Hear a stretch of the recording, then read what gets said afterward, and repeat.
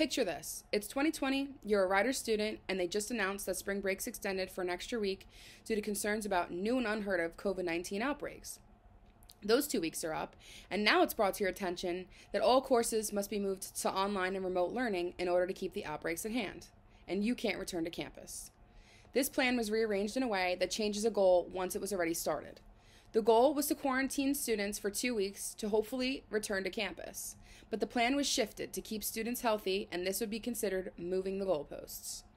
While this term actually has a variety of meanings, the true meaning is derived from goal-based sports, and this is where a goal is changed or moved in order to get an advantage over the other team. But there's also a figurative meaning, which I'll be discussing today, and this is where the goal was changed after it was started, and this could relate to anything in life. So there's definitely positive and negative examples of this informal fallacy, and I'll be delving into how this has come to play in the pandemic and the various ways goalposts were changed in order to keep people safe.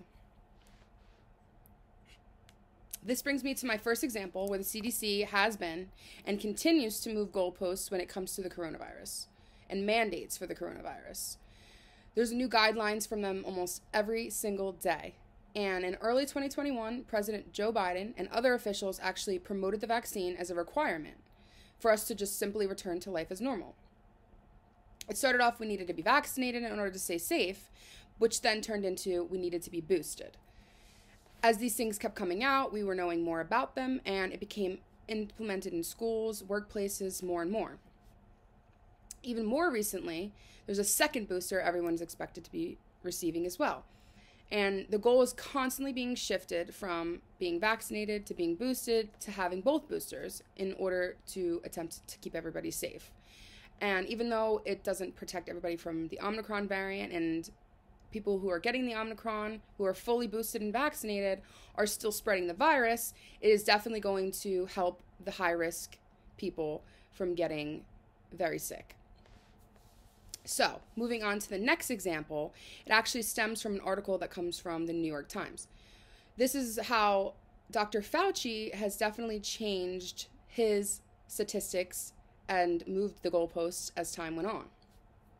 So, in the beginning of the coronavirus, scientists were saying that 60 to 70% of people needed resistance in order for it to completely go away. This was, of course, at the start, but then it moved to Dr. Fauci changing it to 70 to 75%, which then in turn changed to 75 to 80 and 85 to 90, and then it ended up somewhere between 70 and 90.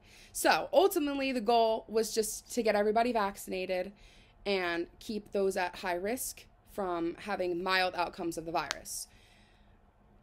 Essentially, he shifted the goalposts in order to change the outcome and reach herd immunity. So it's not necessarily a negative occurrence, but it can certainly confuse people because there's a lot of statistics going on, and it takes the figurative meaning and truly puts it into play. Now, finally, I want to discuss the topic regarding ways which the CDC partakes in changing the goal, and an article written by Catalyst discusses ways which this occurs.